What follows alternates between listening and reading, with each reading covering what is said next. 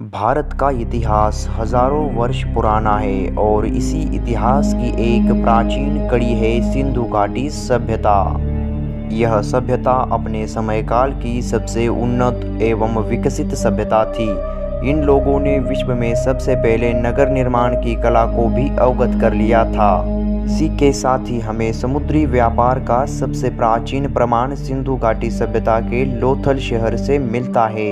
लेकिन आश्चर्य की बात तो यह है, इतनी प्राचीन और महान सभ्यता होने के बावजूद इसके बारे में हमें इतिहास में कोई भी जानकारी नहीं मिलती है। यानी सिंधु घाटी सभ्यता के पतन के बाद इसके बारे में किसी को भी जानकारी नहीं थी। तो चलिए दोस्तों, आज के इस वीडियो के माध्यम से समझते हैं सिंधु घाटी सभ्यता के बारे में हमें कैसे जानकारी प्राप्त हुई और इस सभ्यता का प्राचीन इतिहास क्या था। सन 1826 में चार्ल्स मेसन नामक एक अंग्रेज अधिकारी भारत के पंजाब प्रांत का दौरा कर रहे थे, जो आज पाकिस्तान का हिस्सा है। इस अंग्रेज अधिकारी को वहां पर प्राचीन खंडहरों के बारे में पता चला और उसके बाद उन्होंने लेख लिखकर दुनिया को इसके बारे में सबसे पहले जानकारी दी। लेकिन उन्हें क्या पता था, यह केवल एक खंडहर नहीं बल्कि आज से 5,500 वर्ष पुराना एक विशालकाय नगर था। उसी समय लाहौर और कराची के दरमियान रेलवे लाइन बिछाने का कार्य शुरू था। अंग्रेज इंजीनियरों ने इन खंडहरों में प्राप्त ईंटों का उपयोग रेलवे लाइन बिछाने में किया। यह खबर जब 1856 में अलेक्जेंडर कलिंघम नामक अंग्रेज अधिकारी को पता चली तो उन्होंने इस जगह का निरीक्षण करके एक मानचित्र बनाया। ये वही अंग्रेज अधिकारी थे जिन्होंने 1861 में भारतीय पुरातत्व विभाग की स्थापना की थी। आगे चलकर इसी भारतीय पुरातत्व विभाग के प्रमुख सर जॉन मार्शल के नेतृत्व में सिंधु घाटी सभ्यता का उत्खनन कार्य शुरू हुआ। भारतीय शोधकर्ता दयाराम साहनी ने 1921 में हड़प्पा नगर का उत्खनन कार्य शुरू किया।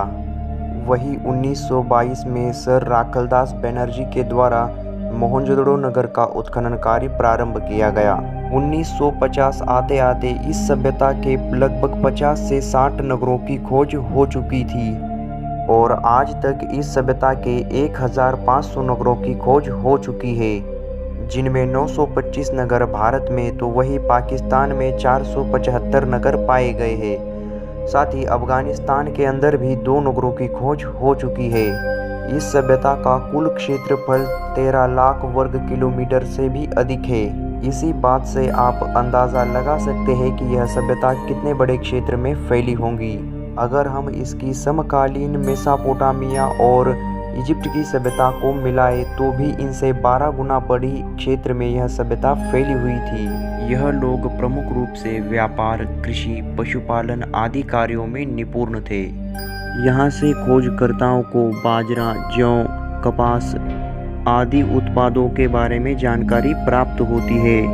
यह लोग मिट्टी और कांसे के बर्तनों का इस्तेमाल करते थे। इसी सभ्यता के लोगों ने सबसे पहले समुद्री मार्गों की खोज की थी और इसका प्रमाण हमें गुजरात के लोथल नगर से मिलता है, जो इस सभ्यता का एक हिस्सा था। इस सभ्यता के लोग समुद्री मार्गों से अपने समकालीन सभ्यताओं के लोगों के साथ व्यापार करते थे। खोजकर्ताओं के अनुसार उस समय अन्य सभ्यता के लोग सिंधु सभ्यता के लोगों को मेलुहा के नाम से जानते थे।